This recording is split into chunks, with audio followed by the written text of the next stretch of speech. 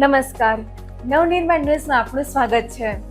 નર્મદા જિલ્લાના રાજપીપળાની સેશન કોર્ટે આજે મહત્વપૂર્ણ ચુકાદો આપતા આમ આદમી પાર્ટીના ડેડિયાપાડાના ધારાસભ્ય ચૈતર વસાવાને 7 વર્ષની જેલની સજા ફટકારી છે।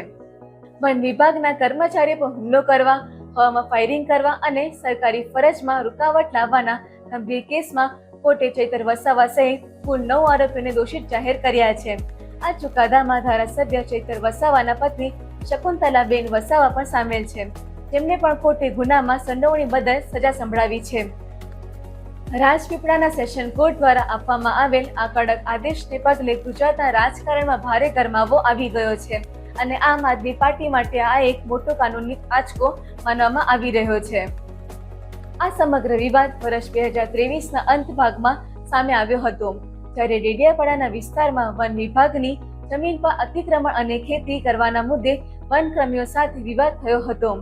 આરોપ હતો કે ધારાસભ્ય ચૈતર વસાવા અને તેમના સમર્થકોએ વન વિભાગના કર્મચારીઓને પોતાના ઘરે બોલાવીને તેમની સાથે ધાક ધમકી કરી હતી, મારપીટ કરી હતી અને ડરાવવા માટે હવામાં ગોળીબાર પણ કર્યો હતો। આ ઘટના બાદ વનકર્મીઓની ફરિયાદના આધારે પોલીસે આર્મ્સ એક્ટ અને સરકારી કર્મચારી પર હુમલો કરવા સહિતની વિવિધ ગંભીર કલમો હેઠળ ગુનો નોંધી તપાસ હાથ ધરી હતી।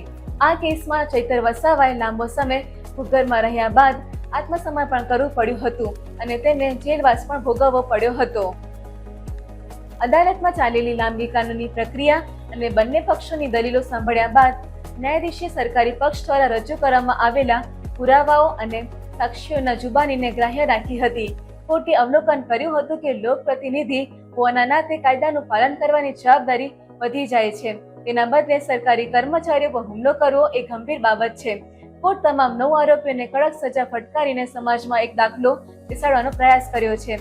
કાનૂની નિષ્ણાતોના મતે 7 વર્ષની સજા થવાના કારણે ચૈતર વસાવાએ પોતાનું ધારાસભ્ય પદ ગુમાવવું પડી શકે છે, કારણ કે લોકપ્રતિનિધિત્વ અધિનિયમ મુજબ 2 વર્ષ કે તેથી વધુ સજા પામેલા સભ્ય પદ ગુમાવે છે।